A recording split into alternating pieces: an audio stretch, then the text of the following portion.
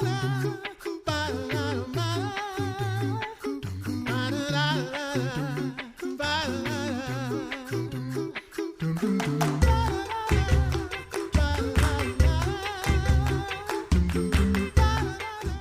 listening to The Coffee Hour. I'm Sarah Gulseth. I'm Andy Bates. Thanks to Concordia University, Wisconsin for your support of The Coffee Hour. You can find out more about Concordia University, Wisconsin at cuw.edu. Live uncommon. We've been talking with some authors and writers and word creatives over several episodes for the Here I Write conference that was going to be put on by Katie Schuermann this summer, but because of the global pandemic, it had to be canceled. But we've had such a great time talking with all of these experts in the field of words.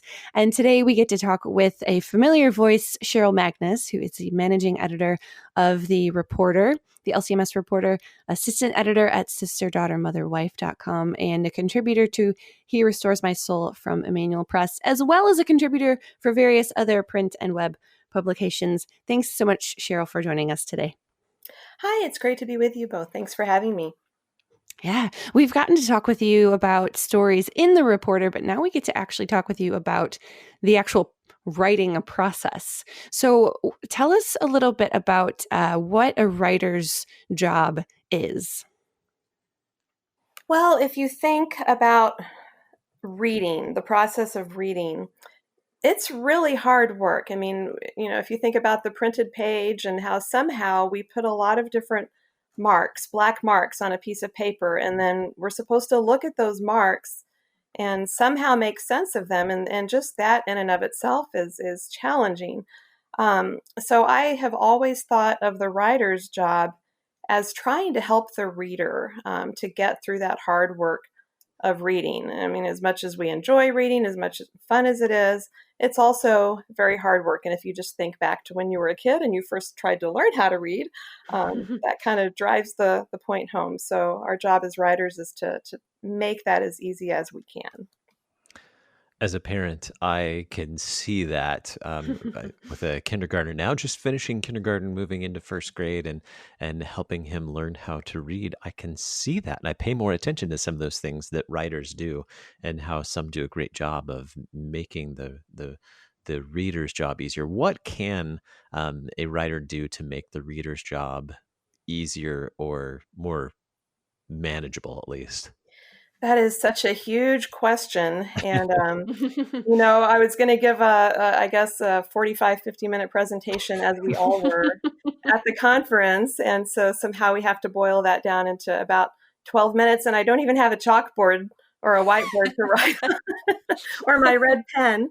But I think, so I think we're just going to have to talk in sort of general terms and broad principles. But I think the number one thing that I would say is that we, as writers, we always need to remember that the reader is not in our head with us. So we know what we're thinking. We know what we're trying to say. We have all of our history and our context and our vocabulary and all of these things that make sense to us.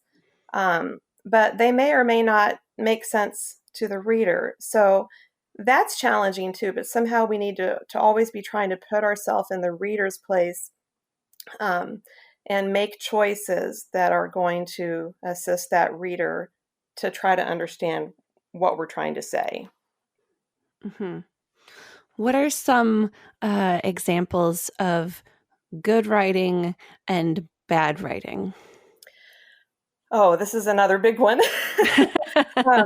I think, first of all, I'll say, rather than talk about bad writing, as a former English teacher and as somebody that wants to encourage writing, and I'm so happy, to have been involved with even dreaming about this conference with Katie, because if there's anybody that encourages writing, it's Katie Schuermann. So rather than talk about bad writing, maybe just talk about careless writing or thoughtless writing.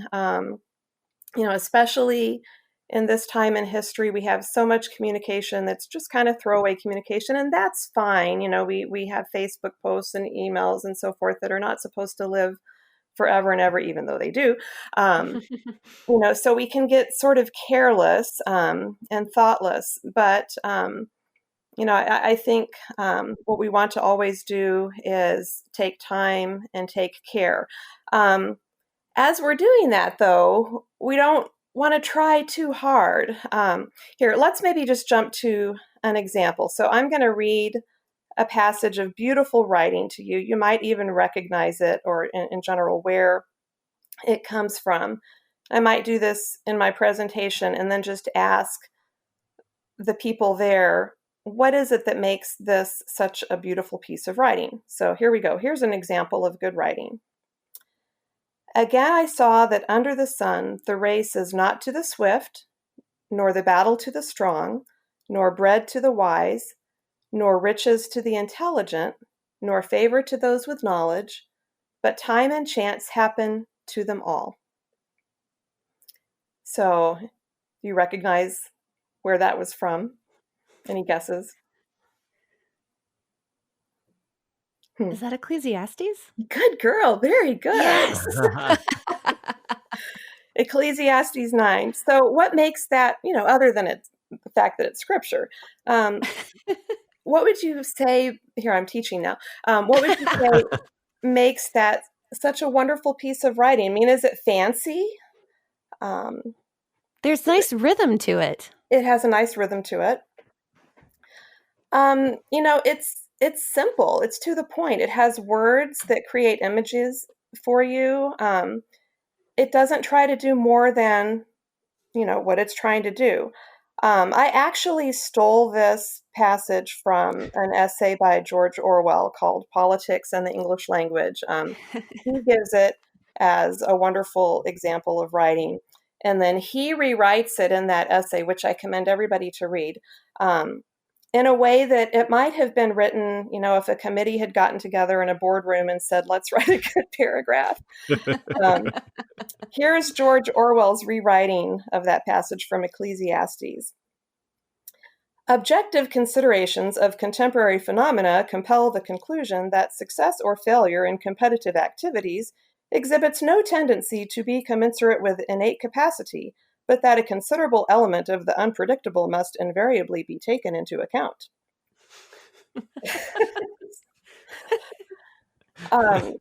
Now, tone added to that, by the way.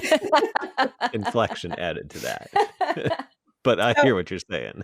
Kind of sort of an extreme over-the-top example to make a point. Yeah.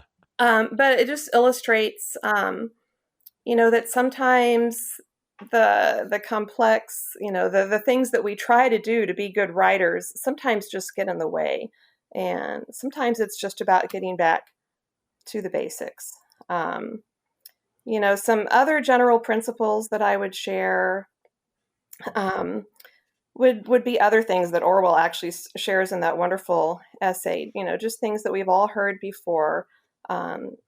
Be active and not passive. So instead of saying something like, he was not often on time, just say, he was usually late. Be concrete. Instead of a period of unfavorable weather set in, just say, it rained every day for a week. Keep word. One of the things that I often see in print these days, and published material, no less, is just getting sentences kind of upside down or backwards. I think one of the things that I would suggest to people that want to improve their writing is, we tend sometimes to just focus on either the little thing, the words, or maybe the great big thing, the paragraphs. But I think if there's anything that we need to work on as writers, it's probably our sentences, to make the sentences better. And that can be as simple as just making sure that in your sentences, the words that go together belong together. So here's an example of kind of a mixed up sentence. He noticed a large stain in the rug that was right in the center. Well, is the rug in the center, or is the stain in the center? So he noticed a large stain in the center of the rug. Sometimes just those very simple little things, they're tiny little things, but it just makes, again, we go back to making the reader's job easier. If the reader has to stop and think, okay, now, what does that refer to? Then, we're not serving the reader well. Mm-hmm. How have you evolved in your writing through the years? I have run the gamut. And we have just about 2 minutes left, by the way. Unlike Katie, I'm not a story writer. I don't write fiction. I did when I was a little girl, so I guess I started out writing stories.